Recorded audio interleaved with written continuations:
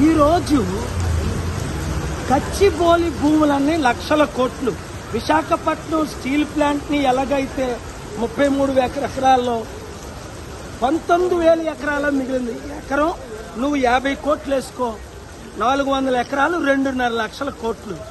అప్పుడు చంద్రబాబు నాయుడు గారు అభివృద్ధి కొరకని ఇస్తే రాజశేఖర రెడ్డి గారు ఇది అన్యాయంగా ఒక ప్రైవేట్ ఇచ్చి ఆ పేరు బాగుంది.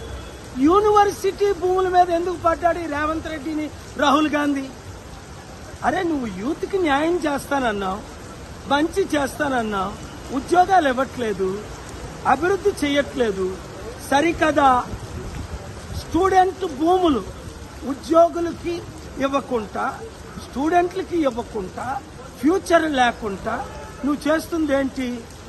లక్షల కోట్లు నోడికి మళ్ళీ లక్షల కోట్లు ఇవ్వడానికి. అందుకే నేను ఈరోజు కోర్టులో వాదనలు విన్నాను. పబ్లిక్ ఇంట్రెస్ట్ లిటిగేషన్ ఈరోజు ఫైల్ చేస్తున్నాను.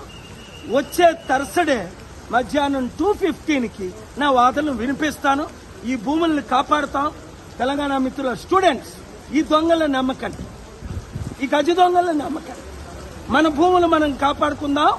ఏ పొలిటికల్ పార్టీని నమ్మకండి. నేను మీతో ఉన్నా, మీరు నాతో ఉన్నారు, ప్రజలు మనతో ఉన్నారు, మీడియా మనతో ఉంది, దేవుడు మనతో ఉన్నాడు, సత్యం మనతో ఉంది. మనమే గెలుస్తాం. ఒకవేళ ఎవడైనా కొన్నా, అదానికి ఎలా బుద్ధి చెప్పామో 7 లక్షల కోట్లు ఆస్తి పోగొట్టి, అదాని కంటే పెద్దోడు ఈ దేశంలో లేడు, అంబానీ కంటే, వాళ్ళ మీదే కేసులేసి గుండె గీస్తున్నా.